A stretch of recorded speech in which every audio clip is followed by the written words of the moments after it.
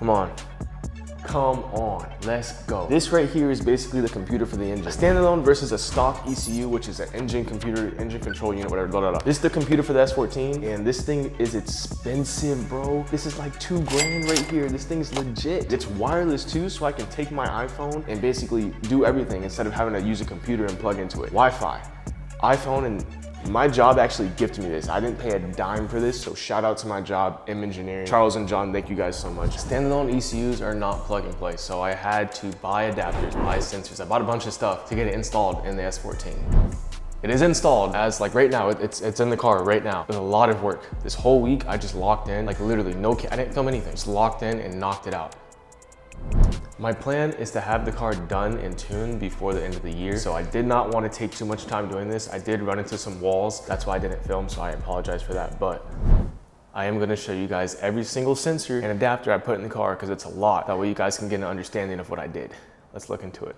There's a lot of sensors, but there's one that comes with the ECU every time, and that's the air temp sensor. And that gives you the temperature of the air as it enters the engine, or intake air temps, IATs, you might have heard that before. I had to get a bung welded on to the intercooler piping to install the air temp sensor. It wasn't that bad, it was a quick job, but that was the first thing I had to do. It comes with just a connector, no pigtail, no wires. So you basically have to wire this in. Luckily, I'm using the wires from my MAF sensor, and that's just gone, completely gone. I'll get into that later as to why I don't have my MAF wired up and why those wires are going to here, but I rewired it, and then I'm just going to tell the ECU, hey, these MAF wires are the air temp sensor now, and then I'll be good. That's air temp out of the way. Second sensor that I have, this is the first one I had to buy. It's the MAP sensor. MAP is manifold absolute pressure, and basically it's like a boost gauge, kind of. It's the pressure inside of the intake manifold. This is where I mounted mine. It's a decent location. You know, it's not like too bad. It's over here in the corner, and it's tucked away. That's the vacuum line, and that just goes bloop. And then right here on the throttle body is where I have one of them going into. We'll talk about the other one in a second. That's the first sensor that I had to actually wire into the ECU, which you guys will see later on in this video. All right, the third sensor that I got was fuel pressure. And a lot of people don't run fuel pressure, but it's crucial because if the ECU knows the fuel pressure, that way it knows how long it needs to open the injector for. If you have 40 PSI and say the injector, this is just an example, it's not true, it opens for 5 seconds, and that allows the correct amount of fuel to get into the engine. Now, if you have a fuel pressure that drops to 20, it needs to open longer, so more fuel, which is the correct amount of fuel, can get into the engine. If you don't have that sensor, the ECU has to basically guess how long to open the injector based off other sensors. So having fuel pressure and telling the ECU what the fuel pressure is allows it to accurately know the time it needs to open the injectors or close the injectors. Here's the thing about the fuel pressure sensor. Obviously, I have a stock fuel rail. There is nowhere to install a fuel pressure sensor, so I had to buy an adjustable fuel pressure regulator. That was freaking bread. That was bread, but I got a good one. It's a Fuel Lab adjustable fuel pressure regulator. I'm gonna show you guys how I set it up. The hard part is I had to mount this, and I had to mount that bracket and run the fuel lines and run my fuel pressure sensor off of this. This doesn't have a gauge. Normally you guys would see like a gauge right here. This doesn't have that. I just have the data going to the ECU, and then if I wanna see it, we got the fuel line going in, fuel line coming out. This is returned, by the way, so it comes out of the fuel rail through the regulator, back down to the lines that are down there. This is the vacuum line that goes here. I have 2 ports on the top. One is going to the MAP sensor, one's going to the fuel pressure regulator, and then right off the side, I have the sensor. This was sketchy. Let me tell you why. Fuel Lab did not tell me these fittings on the side. All it said was that they were AN, so I bought AN fittings. So right here, right? These are -6 AN fittings. I bought these AN fittings, and I screwed them in, and I was just like, I use yellow Teflon tape, which is like, it's the Teflon tape you use for gas applications. I used that, everything was good. I left a thread so there's no debris getting inside. Then I read the instructions, and it's like, oh, use the O-rings. And I noticed there were O-rings, and I'm just like, wait, is this an ORB fitting? ORB fitting is basically no taper on the threads, it's straight, and you need an O-ring to seal it. So I had to buy ORB fittings. They got delayed, then they finally got here, and I installed it. When I tested the system, no leaks. I set base pressure to 43.3 PSI, which is a SR20 base pressure. So on the fuel side, that's all good. It wasn't pain, but I knocked it out. And then my fourth and last sensor was a Lambda sensor, LSU 4.9, basically wideband AFR, whatever you want to call it. That's the last sensor I had to buy. So we had air temp, I didn't buy that. MAP, I bought that. Fuel pressure, I bought that. Lambda, that's the fourth sensor. That was pretty much plug and play. I didn't have to wire anything up. All I did was screw it in, and then it plugged right into the plug and play adapter that I have. I'm gonna show you guys that plug and play adapter right now. All right, y'all, we're inside the car now, and I wanna show you guys the wires that I have. Basically, the wires that everything connects to. Chill out, chill out, chill out, chill out. Okay, I know it looks messy, but this is just temporary. I know the ECU is sitting on a microfiber cloth. It's temporary. Once I tune it and everything's good, once it's tuned, ready to go, then I'm gonna come back in and actually hard mount everything, clean it up. So that's the only downside about the standalone, is having all the wires inside and it not being a stock sized ECU. You have to mount it and you kind of have to do it. You have to do it custom. They make mounts here and there. Haltech makes a mount, but it doesn't ship until December. So I gotta wait for that to get here, which is why I don't have it mounted. It's just kind of sitting here. But like I said, don't worry, I'm gonna clean all this up. So here's what you're looking at right now. So that's the ECU, that's the inlet. That's where you have internal map. So your map sensor is built into here, so you don't have to buy one. You can always run a hose right to this inlet right here, and then you have your map. I bought an external sensor, so this can use the atmospheric pressure and then run it against what the manifold pressure is. These are the connectors. These don't come with the ECU. This whole thing, this harness, does not come with the ECU. It just is ECU only. So normally what you would get is these two connectors, and then you have to wire everything from the engine yourself. You have to do all that yourself. I was not doing that. That's why I got this patch adapter harness. So Haltech sells this. So with this adapter harness, I plug my regular engine harness into the bottom, and on this side, you plug this harness into the adapter harness patch, and then it plugs into the ECU, and now the ECU is plug and play. I do have the extra sensors, the map sensor and the fuel pressure sensor. I do have to plug those wires into the ECU. But when you buy the patch harness, there's an extra connector. All you have to do, it comes with terminals. You crimp the terminals and plug them into that extra connector, and you can get signal, you can get ground for sensors, you can get 5-volt power. So I basically used the pinout diagrams and figured out which terminal, which pin to plug those into. And that's what this is right here. So I know it looks a little bit weird. That connector is where you get all your signal, your grounds for sensors, 5-volt, and that's going into a DT connector. And that DT connector is going to my custom made harnesses right here that are going to each sensor, and I actually labeled these. So yeah, that one's fuel pressure sensor. This one is for the map. It's on there. Oh, now you can see it. Those are the two harnesses. Now this whole harness, this is going okay, that's for a later part in the video, so I'm not gonna explain that right now. This is the wideband, so literally it just plugs in. That just goes into the engine and then to my old AFR sensor. On here, this is wireless. I told you guys it has Wi-Fi, and then also it's USB Type-C. So when we get the laptop here in a second, I'll show you how I plug it up. All right, here's the cable. Get my laptop, USB. That's self-explanatory. Now that I connected to the ECU, I'm gonna throw you guys into my laptop. This is what I'm seeing right now. This is gonna show me basically everything I need, right? So there's the fuel pressure I was talking about. I can see it right there. Injector timing, battery voltage, ignition angle, air temp, CTS. Oh yeah, that's my coolant temp sensor. That's my OEM coolant temp sensor. So that's the degrees in Celsius. Now I can change all this stuff to Fahrenheit. There is so much. I got TPS, RPM. I got my map sensor reading right here. Lambda, other Lambda. I got everything on this screen. There's so much you can do with Haltech. Obviously, I'm not a pro yet. I've never tuned a car, but I'm learning, and there's a lot in here. You can see right here, I can go to sensors. Look at all these sensors that I can put on and enable.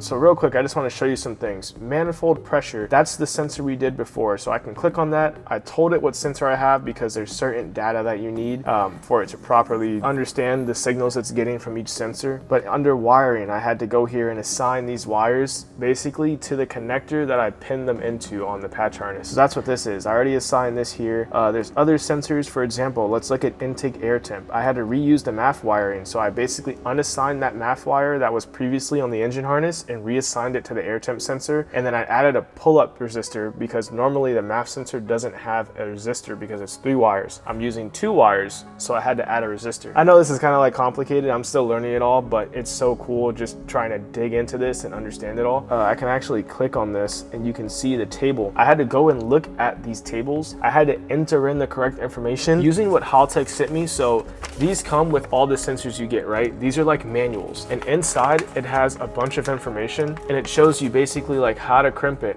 where to look on it, what each pin does. And then right here, there's this table.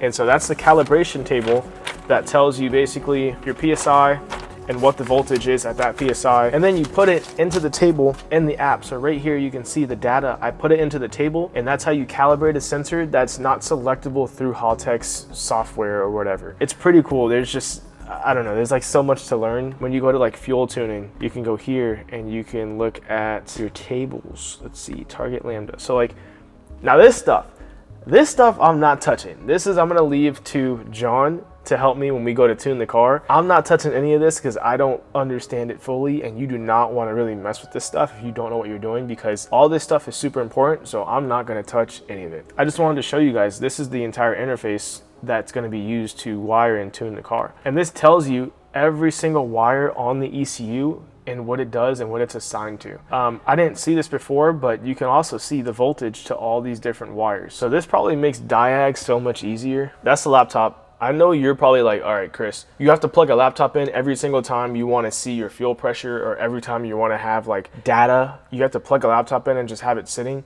I don't have a passenger seat, so like, where's a laptop gonna go? And then if I'm drifting this car, that's not gonna work with a laptop. Remember earlier I told you, oh, I have a way to check all my stuff without a laptop? Just wait. Look at this, guys. This is an app where I can connect and see all my data. I can see everything. I can go here and I can customize how the home screen looks. I can get RPM, I can get all this stuff. I can see it in bar format. I mean, this is awesome. This is the app. And from the app also, I can swipe to this part. I can see my DTCs. I can see my check engine light codes, fault codes. I have one right now because I didn't have a pull-up resistor on my air intake sensor. Everything is fine, trust me. I can see errors, I can see warnings. I can reboot my ECU from the app. So I'm gonna do that now. And I just rebooted it. So anytime I have to flash it, I'm pretty sure that's what you have to do. Like, I can go through here and select any parameter to watch. Fuel pressure. And there's so many things on here you can have. As long as you have the sensor, you can put it on here and monitor it. So I just put fuel pressure in. Obviously my fuel pressure is at like 0 because the engine's off and the pump is off too, but that's really, really cool that I can do that from here. This is like, bro, I'm not even lying. This is the best part about this entire install. This is the best part.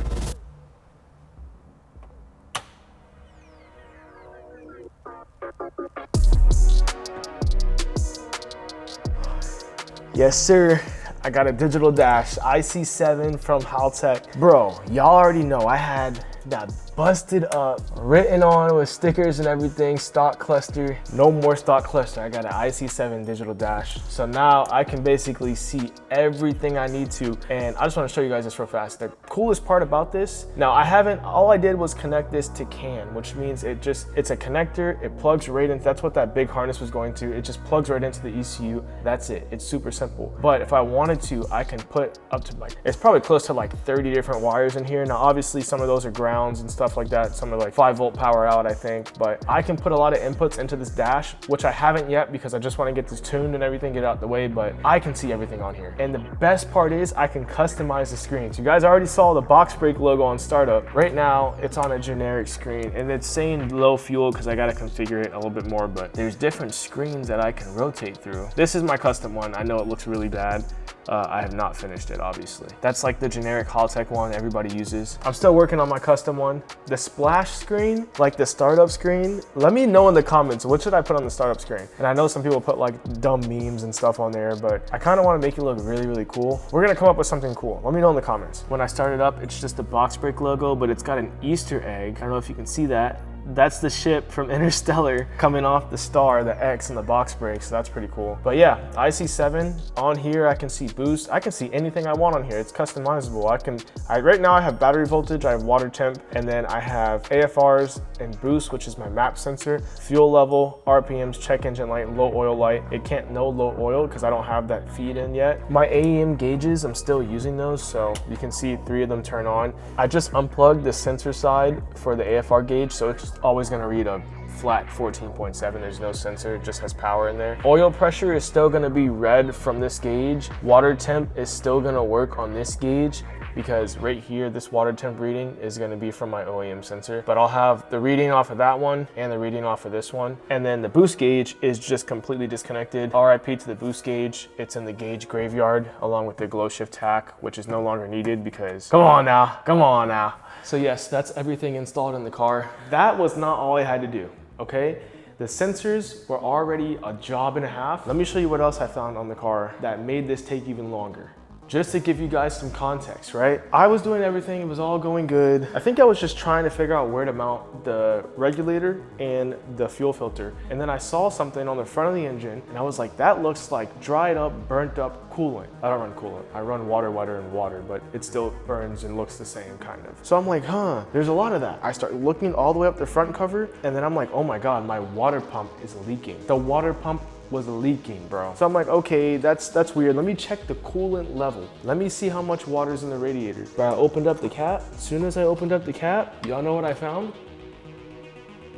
A giant piece of gasket maker. And that giant piece of gasket maker was just floating in the radiator, which means because of where it came off on the water pump, that means it went through the block, came out of the block through the upper rad hose and into the radiator. Luckily, the water jackets in the SR20 are not like the oil galleries. The water jackets, which are where the coolant flows through in the block, they're pretty big. So I'm not too worried about that happening, but if that happened on the oil galleries, because those are very small, that would have been bad because it can clog it and then that would have been bad. So I had to pull off the old water pump, loosen the alternator tensioner, get the belt off, pull the water pump off, take the water pump off, clean the surface on the engine, clean the surface on the water pump, and then lay down a new gasket, put that on. By the way, when you take off a water pump, I was like, all right, the water's gonna trickle out. Nah, bro, I pulled it off,